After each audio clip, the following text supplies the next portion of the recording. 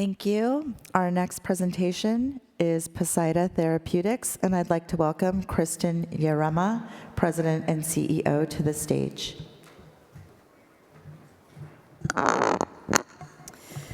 Thank you. Thanks, everyone. It's great to be with you here this morning at our first meeting on the Mesa here in Phoenix, and I'll spend the next few minutes telling you a little bit more about Poseida. So at our core, Poseida Therapeutics is really a platform technology company. I always like to say it's a platform technology company with assets. We actually have 3 clinical assets right now and more of an upstream pipeline. But essentially, we have a core set of non-viral genetic engineering tools that we use both to create allogeneic CAR T as well as in vivo genetic medicines. And we'll take a closer look at each one of those 2 areas. Allogeneic CAR T, the company actually started with some autologous programs, but shifted several years ago to a fully allogeneic approach. We truly believe that the future of cell therapy is allo. I know that that's been a very challenging area for many companies over the past few years, but we really believe we're at an allogeneic tipping point, and I'll show you some data a little bit further on from our lead program in multiple myeloma that I think explains why we think we are really on the path to realizing the allogeneic cell therapy opportunity. And we're joined in that journey. We have programs of our own, but we also have 2 terrific partnerships in the area of allo CAR T. The first is in the area of heme malignancies. That is a major partnership with Roche. We have a couple of programs in the clinic as well as a research collaboration. And we also have a collaboration with Astellas in the area of solid tumors. And just to give a little bit of a plug, so right after the break, on the other side, in the main session, I'll be having a fireside chat with Yoshi Shitaka, who is the Chief Scientific Officer of Astellas. So that collaboration, again, is in the solid tumor space. With in vivo genetic medicines, those programs are a bit earlier, as I will show you in just a moment, but we're using the same tools. And we're taking a fully viral approach that we think is really going to be the next generation, next horizon of genetic medicines. So here's just a little bit of a schematic to give you a sense. We're using the same tools in an ex vivo manipulation of cells that leads us to our allogeneic CAR T portfolio. Currently 3 programs in the clinic. 2 are heme programs, a myeloma program, as well as a B-cell malignancy or lymphoma program. Both of those programs are partnered with Roche. And then we have a solid tumor program that is Poseida's own against the mucin 1C protein in the solid tumor space. Same tools, our same proprietary gene editor that we call Cas-CLOVER is used in an in vivo gene editing program. Target there is KLKB1. And then we're using our non-viral transposon-based technology to work on an in vivo gene insertion program in the area of hemophilia A, looking at factor VIII. So here's our pipeline in a nutshell. So you see at the top is our allogeneic CAR T in the blue, down below genetic medicines programs in the gold. And in the areas of heme malignancies, you see our lead 2 programs with that Roche sticker. We have just presented a big data update on the myeloma program just over a week ago. And we're guiding to give updates on both the CD19, CD20 B-cell malignancy program, as well as the MUC1C solid tumor program before the end of the year. You will also see that there is a blue bar in there that has no sticker on it. So this is a dual CAR T against BCMA and CD19 that is Poseida's own, and we're looking at that for a collection of heme malignancies as well as a foray into autoimmune disease. And you can see some of our anticipated milestones there on the right. So let's take a closer look at the allogeneic CAR T work that we're doing. So our vision, and I think those of you that were in plenary yesterday, you probably heard Dr. Nicole Verdun talk about this.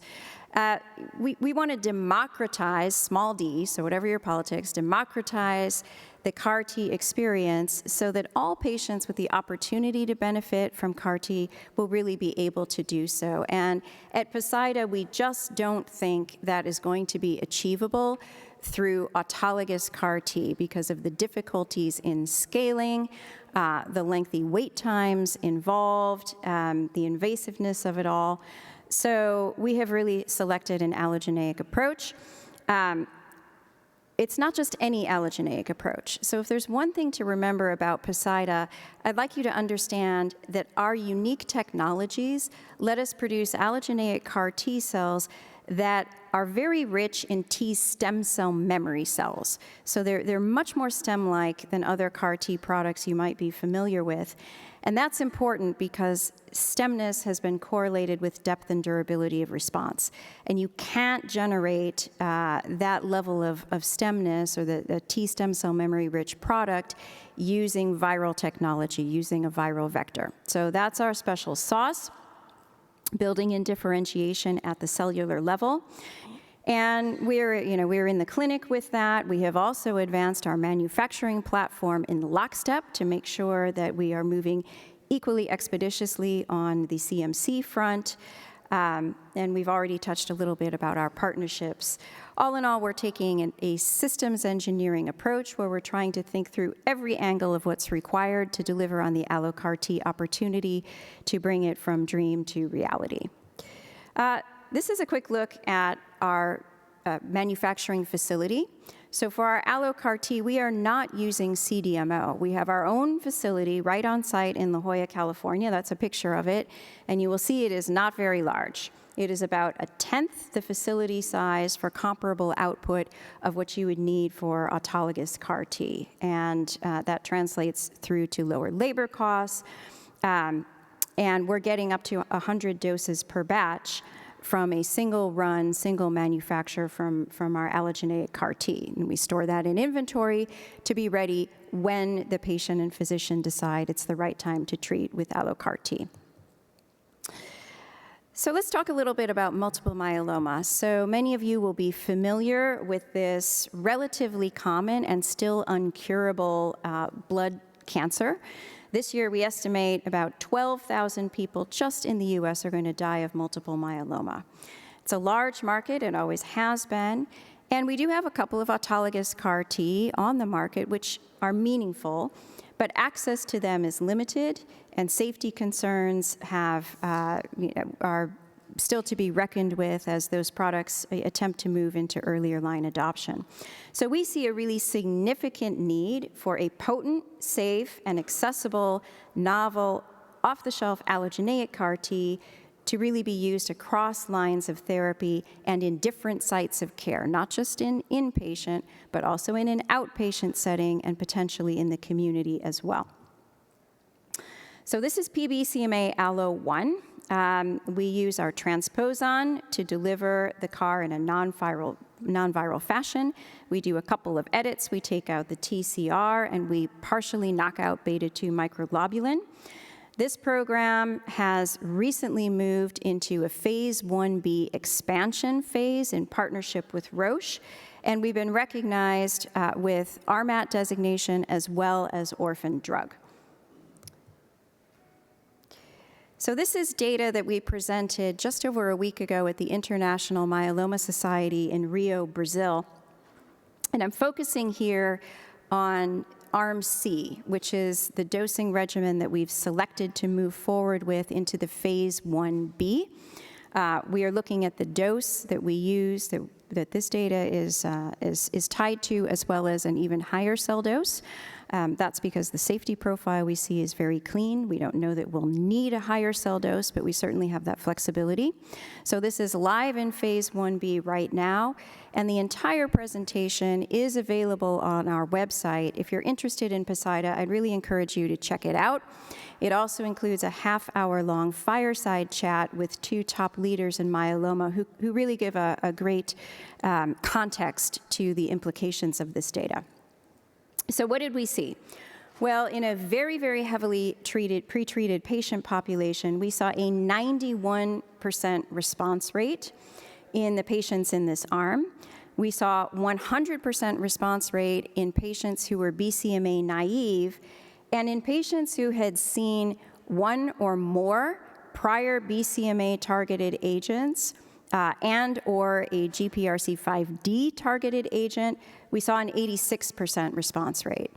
And that was not just a couple of patients, that was actually 62% of all of the patients in this arm. So why is that important? Well, right now we have not yet seen therapies that really have demonstrated this kind of response rate for patients meeting that profile. We don't really have a lot to offer them. And so we think this is quite a distinctive data set in terms of its efficacy. We do need the durability to be studied. The median duration of follow-up for this arm was only 3.5 months, but we're really excited with what we've seen thus far. I think it's also important that we've seen a terrific safety profile. So we saw no graft-versus-host disease, no DLTs, no Parkinson's-like symptoms, and low rates of CRS and neurotoxicity, all grade 2 or less. And most of the AEs we saw themselves were only grade 1 and 2. So we see that this sets up the profile of an off-the-shelf allogeneic CAR T that really can be used in a variety of settings of care. Our lead investigator has actually dosed the vast majority of all of his patients in the completely outpatient setting. So what does this mean in terms of the patient experience? Well, we think this is another clear point of differentiation from today's auto CAR T. So in contrast to autologous CAR T, I will tell you 100% of the patients that we enrolled within this study were treated with PBCMA Allo1, and they were treated quite rapidly. So they received their cells within a week of enrollment.